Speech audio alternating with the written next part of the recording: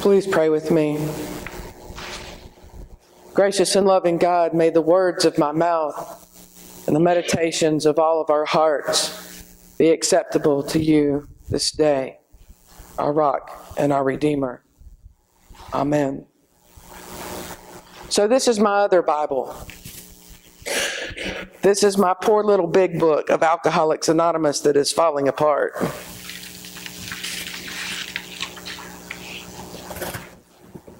And I'm not ready to get a new one because it's all marked up, you see, highlighted, underlined, notes in the margins.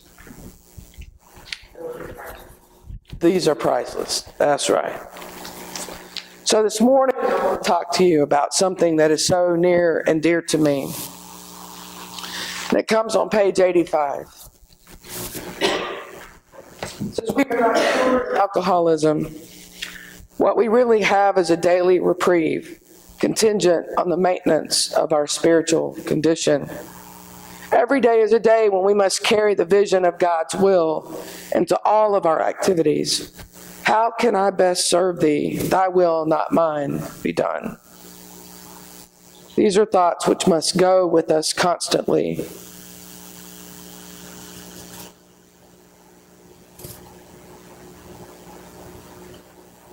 When we decide that we are camped out on the edge of hell, and we think God is so angry with us because we have made such a mess of our lives, we don't know what else to do. Some people call it a foxhole prayer. God help me. I promise if you get me out of this, I'll never do it again. But there comes this moment when something clicks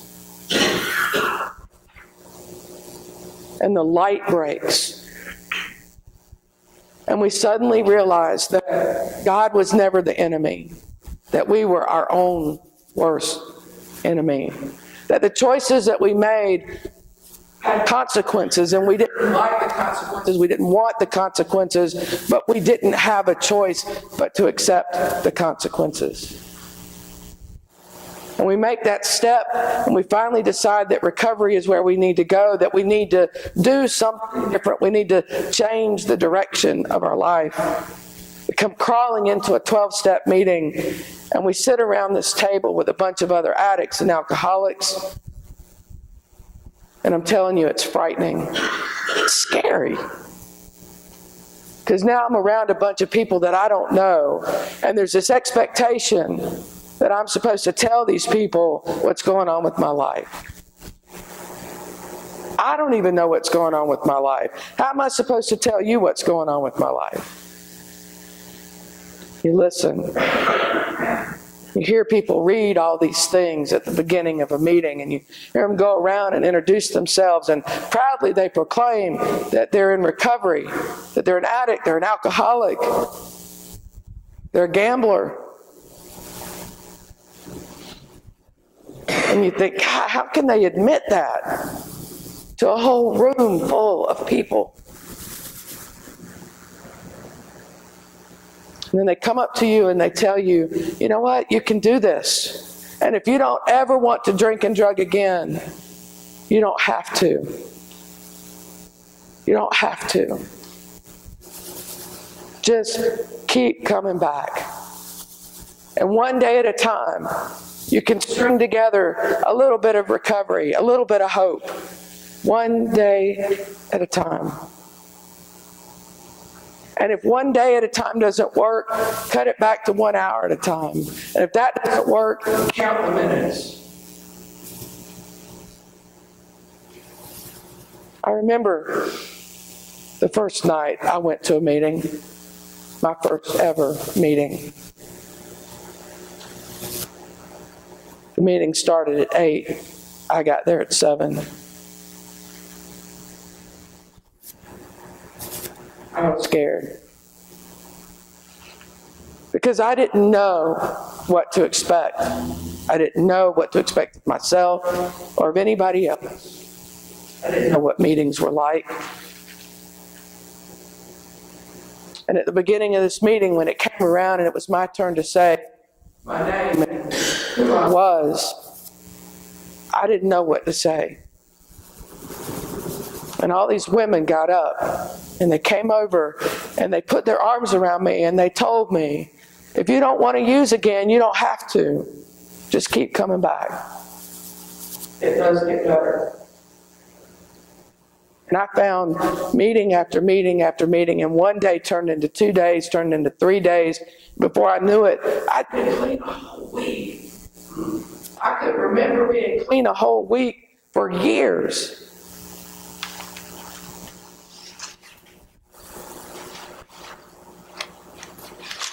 But see, there's these steps, you know. You read a few of them in our call to worship.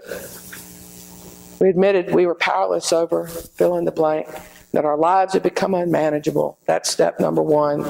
I could do that. That was easy. Because when I crawled into that first meeting, I knew that I had hit the wall. There was nowhere else for me to go. That's the easy part. But then you get to step two. And there's this idea that you have to come to believe in something bigger than yourself that can somehow bring you back in line with where you want to be, that can restore some kind of sanity in you out of all the chaos that you've created. And I find it so interesting because most of us, when we first come into the rooms, we're so angry at God. Even though God didn't do a thing. And I couldn't do it. For 2.5 years, I stayed clean by just barely holding on because I couldn't do it. I couldn't acknowledge that there was a God, a power, anything greater than me that could restore me to sanity because I had gone off the deep end. And then there are these people that we call sponsors. These are people that are in recovery that have a little bit of something that we want, and we spend time with them and we learn about recovery, and they teach us things. And they help hold us accountable. And I had this sponsor, you guys met her, Leah, who lives in Montana. I have her permission to out her. And one day we were sitting at Lita's kitchen table. And now Lita and I had had this conversation about God. She knew how I felt about God. There was no question in my mind that we were on the same page when it came to God. Don't ask me to do anything with God. And so we're sitting at her kitchen table and she says to me, I want you to promise me something. And of course I said, sure. She said, when you get home tonight, she said, I want you to take your boots off. And I want you to get down on the floor and I want you to throw them up under the middle of your bed. And I looked at her and I thought, are you crazy? Okay, sure. She said, and while you're down there, here it comes. I knew I'd been had.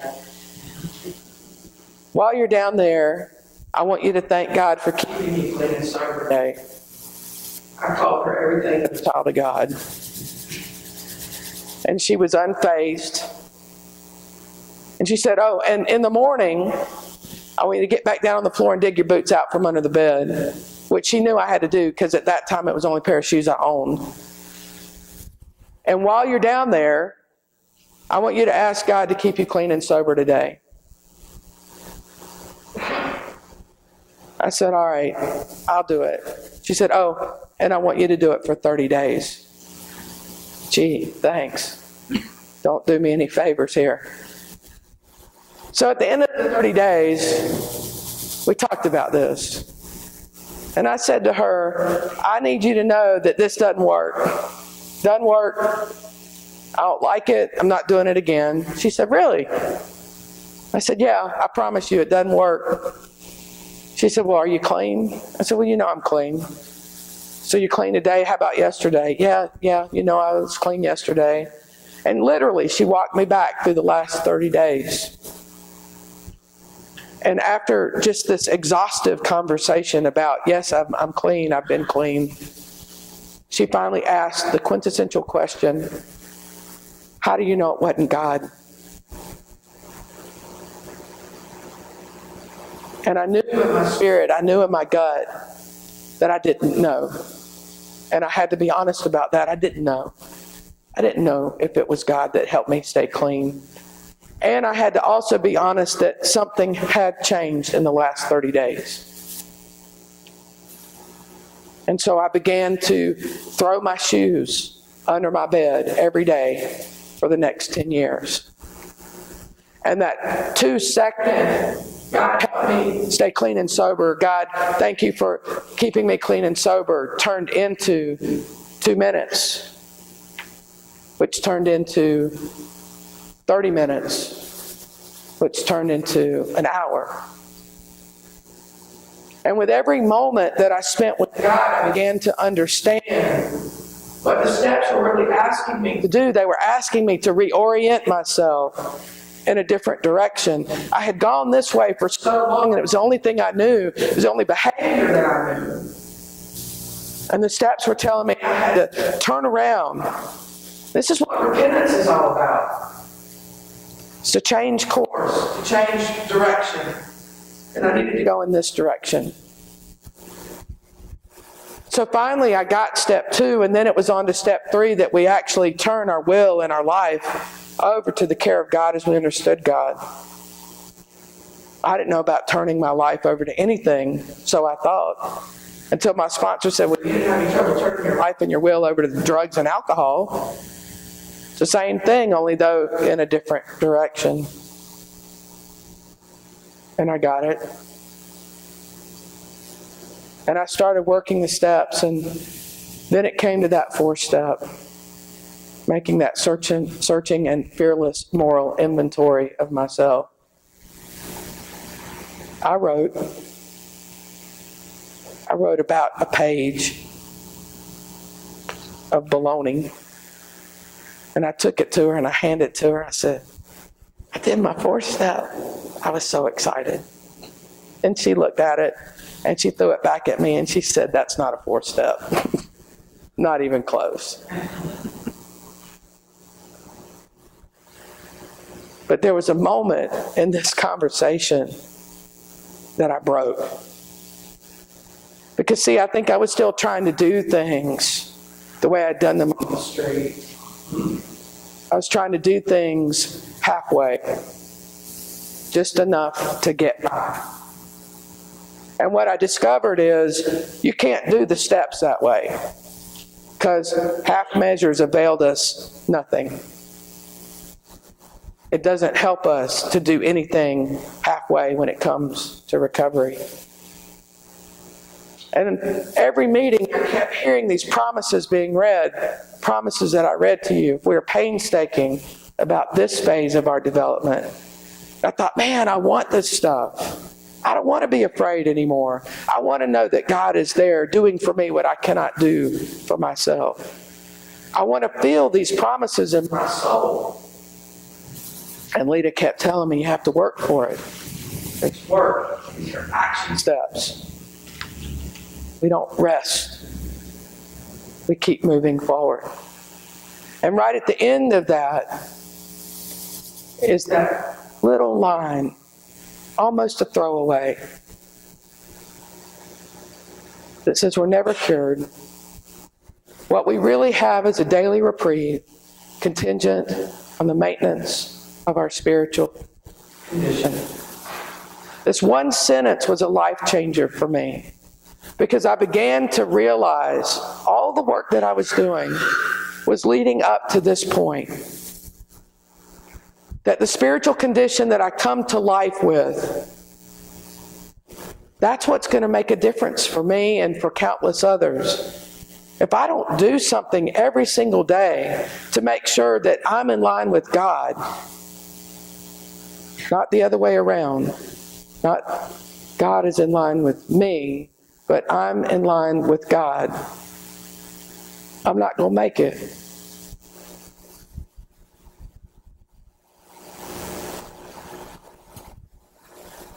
Everybody has a story. Everybody comes to recovery in their own way. Some people stay first go round. Other people have enough white chips to pave a driveway. White chips are a little poker white token that you pick up when you say, I surrender to this program. I surrender. I will. I had a friend like that. And when I say enough to pave the driveway, I mean it. Shoe boxes full. But then there was this moment when the light bulb came on for them as well. They've been clean and sober ever since. We also have a phrase in recovery that says, some must die so that others must live. We don't want people to die. We don't want people to die of this disease. It's a horrible death. But I will tell you, when someone does die, it reminds me so clearly that there's nothing out there that I want. There's nothing that alcohol and drugs can bring to my life that will make my life any better than what it is right now. I want to tell you about my friend, Dana. Dana was the first person I took a drink with. We were 11 years old. We were at the skating rink. And her older brother had a bottle of Jack Daniels. And we thought we were being slick. We snuck out of the skating rink and went to hang out with her brother and his friends. They passed the bottle to us. We took a swig. It burned going down. But then it hit. You know, for an 11-year-old, a big slug went right to my head, and it felt good. I liked the way it made me feel. I didn't like the way it made me feel the next day, but in the moment, I liked the way it made me feel. Well, my friend Dana and I, we were thick as thieves. All through high school, we would sneak alcohol together. We were both in the band. She was someone that I admired, someone that I looked up to because I thought she was cool. But at 21, I got clean and sober. She didn't. When I went home for my 10-year class reunion, because Dana begged me to come, I got to the venue and she was already drunk. She came running up to me and she jumped up into my arms, wrapped her legs around my waist, and gave me the biggest hug ever. And then just about fell to the ground. She couldn't stand up hardly. When I moved back to Austin in 2002, her sister, Selah, we all went to church together. Selah came up to me one day and said, "Can you please go talk to her? We've tried everything. We don't know what to do." So I rode out to where she was living on her dad's property. We had a conversation, and she pretty much told me where I could go and how I could get there. A number of years later, I went back to see her, and I begged her to go to treatment. At this point, she was drinking well over a bit a day and taking about 20 Oxycontins a day. Not a good combination. And then in 2006, I got the call. She had been rushed to the emergency room. She was now in ICU, and her body was shutting down. Her liver just couldn't take it anymore. And she died within 2 days.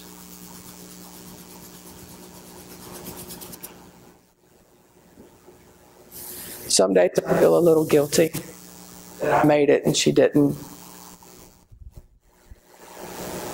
But I remember her smile, and I remember her tenacity. And I also remember her failures and her weaknesses. because it reminds me that could have been me. But instead, I chose to take a few steps in the other direction.